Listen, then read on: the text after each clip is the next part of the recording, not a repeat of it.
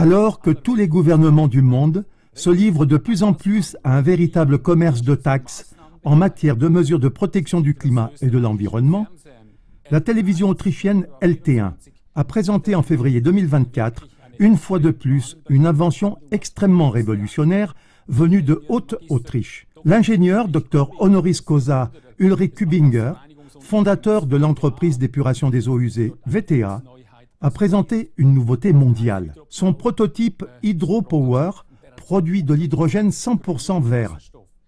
Avec 9 litres d'eau usée, il permet à une voiture de parcourir 200 km sans gaz d'échappement. Et bien plus encore. Eh bien, nous savons qu'avec une station d'épuration moyenne, on peut alimenter une petite ville. C'est-à-dire que nous avons donc de l'énergie en abondance. Kübinger a développé à cet effet une nanotechnologie unique au monde qui permet de décomposer l'eau en hydrogène et en oxygène, sans aucune dépense d'énergie. Jusqu'à présent, cela n'était possible qu'avec un procédé d'électrolyse très gourmand en électricité.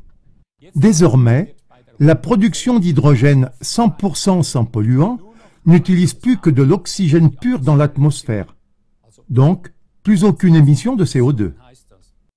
Kübinger, qui purifie chaque jour l'eau pour 250 millions de personnes avec son entreprise VTA, appelle désormais les stations d'épuration des eaux à devenir les centrales électriques vertes de l'avenir.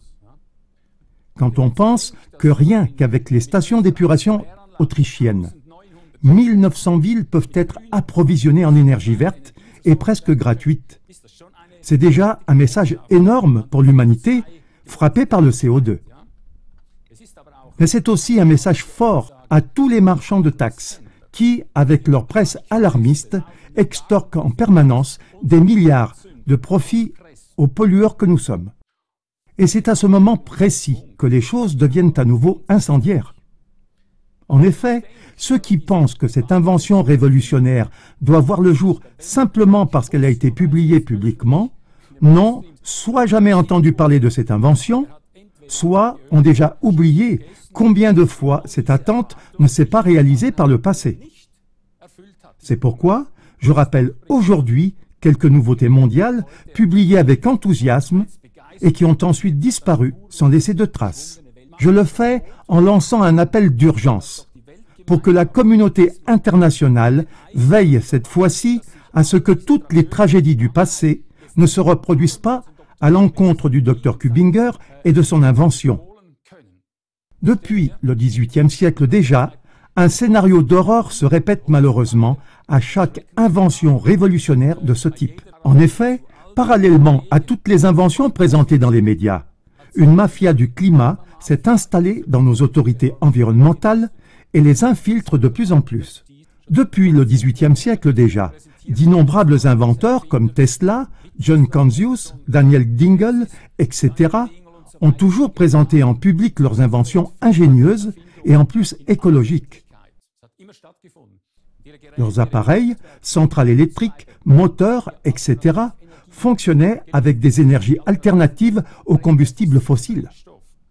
Mais tous n'étaient pas adaptés au concept de nos gouvernements. Ils ont tous été persécutés par des forces de l'ombre, par les services secrets, par la mafia de l'énergie et même par les gouvernements eux-mêmes. C'est de cela que nous parlons aujourd'hui. J'en viens maintenant à des exemples. Stanley Meyer a travaillé pour la NASA sur le programme spatial Gemini. C'était un inventeur. Il a lui-même fait breveter 42 inventions. En 1975, donc peu après la crise pétrolière artificiellement amplifiée, il a mis au point un moteur à eau, un moteur vraiment efficace, et a fait la démonstration de celui-ci dans un documentaire américain. Meyer l'a fait dans l'Ohio. Il a présenté son véhicule qui se déplaçait uniquement avec de l'eau. Ce système était si intelligemment conçu que même l'eau qui s'échappait du pot d'échappement pouvait être réutilisée sans besoin de remplissage. Meyer fait la démonstration de son invention devant une commission scientifique de haut niveau de contrôle des ingénieurs. Celle-ci a dû l'attester en dernier lieu. C'est l'une des inventions les plus importantes du siècle. Avec sa popularité croissante, Meyer a attiré des investisseurs, mais aussi des attaques juridiques. En 1998, Meyer est décédé à l'âge de 57 ans, juste après un dîner avec 2 investisseurs belges. Son frère Stéphane Meyer a témoigné. Stanley a pris une gorgée de jus de canneberge et a immédiatement porté la main à son cou, a couru vers la porte, est tombé à genoux et a vomi violemment. J'ai couru dehors et j'ai demandé ce qui n'allait pas. Réponse bouleversante de Stanley, j'ai été empoisonné. Peu de temps après, la maison de Meyer a été cambriolée et son véhicule alimenté par des piles à hydrogène a été dérobé. Les médias ont annoncé que Meyer serait mort d'une rupture d'anévrisme. Et avec cela, le projet d'indépendance vis-à-vis des combustibles fossiles était mort. Le carburateur Hogle. C'est exactement dans les années 1970, en pleine fausse crise pétrolière, que le mécanicien automobile Tom Hogle, d'El Paso, au Texas, a mis au point le carburateur Hogle. Mais il voulait lui-même diffuser à grande échelle sa révolution en matière d'efficacité énergétique. Mais peu après avoir refusé de vendre son brevet pour 25 millions de dollars, Hogle, qui n'avait que 24 ans, est mort mystérieusement en 1981. Bien que ses brevets existent toujours, son invention est ignorée par l'ensemble de l'industrie automobile. Un autre exemple, le moteur magnétique. En 1962, la chaîne de télévision allemande ZDF présentait déjà le moteur magnétique dans un reportage hebdomadaire et en 1989, l'Audissant. Alors que ces films prenaient la poussière dans les archives fédérales, des forces inconnues ont également fait tomber les brevets dans l'oubli. Et ce, bien que cet Audissant ait été sérieusement testé sous la surveillance de l'organe de certification.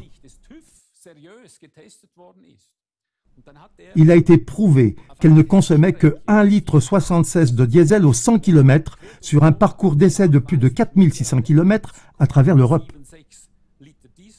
1,76 litre à pleine puissance. Mais nos gouvernements préfèrent de loin prélever des taxes exorbitantes jusqu'à présent, au nom de la protection de l'environnement et du climat, et ce, sur tous les carburants, sur chaque chaleur produite et sur à peu près tout ce qui émet du CO2. Nous arrivons au réacteur au thorium. En ce qui concerne l'énergie nucléaire très controversée, un réacteur au thorium, appelé réacteur MSRE, a été testé déjà avec succès pendant 15 000 heures dans les années 1965-1969. Un réacteur de ce type n'est pas plus grand qu'un minibus.